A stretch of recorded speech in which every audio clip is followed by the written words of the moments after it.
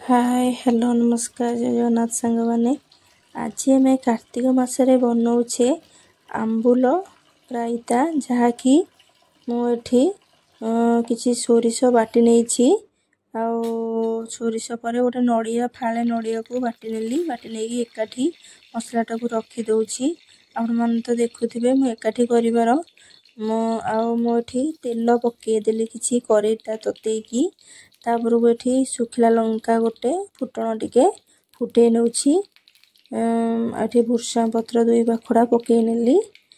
आपण माने तो जानिथिबे कार्तिक मासरे प्राय समस्त घरे साधा खाउथिबे केही भी आमिष भोजन करू नथिबे।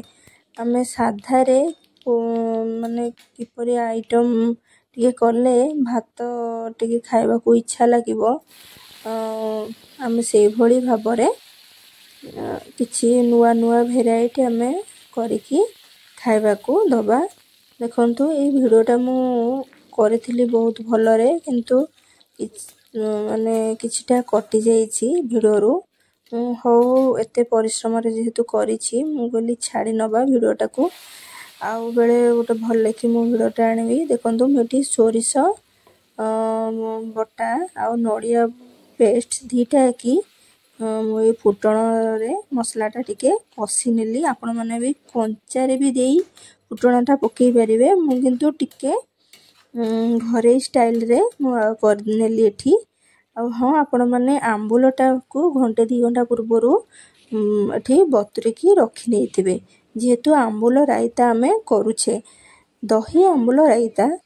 देखंतु एठी मु लूण हळदी आवश्यक अनुसार नै गेली मसलाटा को आमे 5 मिनिट कषिबा जेहेतु नड़िया आ सोरिषर गोटे बास्ना फ्लेवरटा थाए तार टिके हल्का कटि जाए कंचा बास्नाटा आपण कटि जिवो। एठी मसला कषि टिके पानी नै गेली। देखंतु ए रेसिपीटा आपण माने उष्णा भात हो किंबा अरुआ भात हो अरुआ भात रे तो आहुरी टेस्ट लागि थाए किंतु उष्णा भात रे भी आपण माने साधा रे खाइले उष्णा भातटा भी भल भाबरे उष्णा भात भी खाई जिवो किछि तरकारी पत्र हल्का फुल्का रे खाई जिवो। देखंतु एठी टिके फुटी गला परे मो पानी दे देछि एठी मु आंबुल बतुरा जाइथिबा आंबुल पकेइली आ चीनी पकेइ देली मु तो हल्का फुल्का लूण हळदी पकेइ नैछि आकु पकेइ हमें 5-10 मिनिट फुटेइ नबा।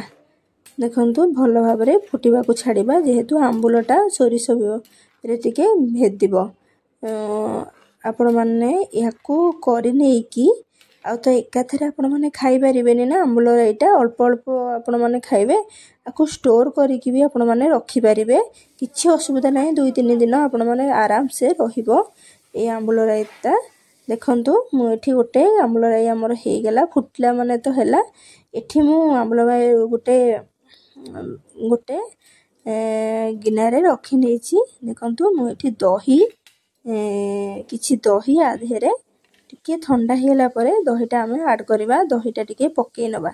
देखंतु ये जति पानी हेछि आहुरी रही गला परे बहुत बहळा हे जिवो आराम रे आपण माने आकू खाइबे जो जति पानी देखा जाउची सेति नो पानीटा भी रहिले आपण मन आम ओडिया घरे टिके झोलटा बेसी पसंद करंती ए आंबुल झोल हो किंबा जे कोनोसी झोल हो आपण माने आराम रे हापुड़ी की खाइ परिबे ना कोन कहउछंती। देखंतु केमते देखा जाउची आंबुल रायता प्लस दही पड़ीछि एते सुखा सुखा एते भल लागेनी जेहेतु हल्का फुल्का पानी हेले भल लागे खाइबा पई बहुत टेस्ट लागे। कार्तिक मासरे काई लेट करूछंती आपण माने ए कार्तिक मासरे थरे करिकी देखंतु रहउची।